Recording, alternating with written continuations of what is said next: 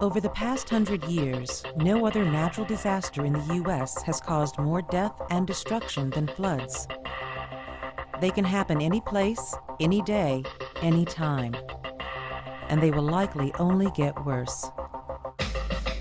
As people cluster around coastal regions and floodplains, our growing population will confront the awesome power of water. For thousands of years, farmers have depended on seasonal floods. The waters irrigated their crops and fertilized their lands. Today, excess water is channeled into reservoirs and power hydroelectric dams. But when water levels rise suddenly, far more than the ground can absorb, a flood occurs. Flash floods are a perfect example. Sudden storms unleash a torrential downpour. The runoff moves with surprising force. At a depth of 2 feet, the water can push aside a car. In fact, half of all deaths from flash floods involve vehicles. But floods occur in many other ways. Heavy rains and thawing snowfall can overwhelm rivers. Storm surges caused by hurricanes and tsunamis inundate the coastline.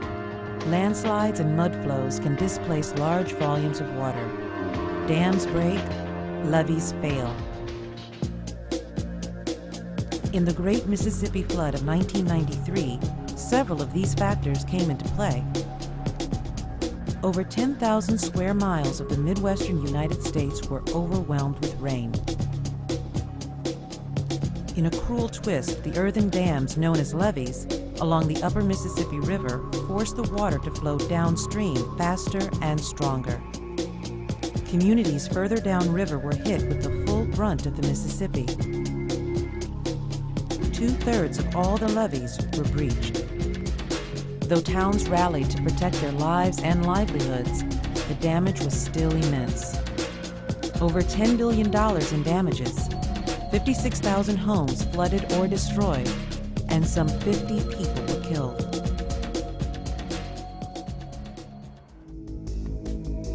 At the start of this century, another powerful flood wreaked havoc, this one coming from the sea.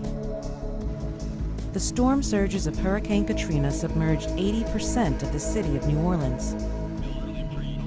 Over 1,800 people died in the floods.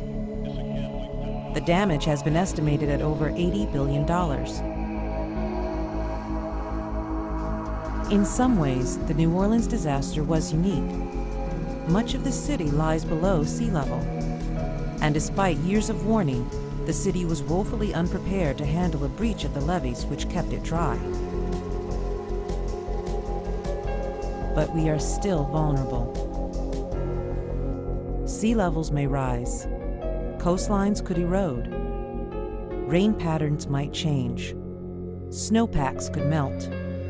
And then the waters would rush in.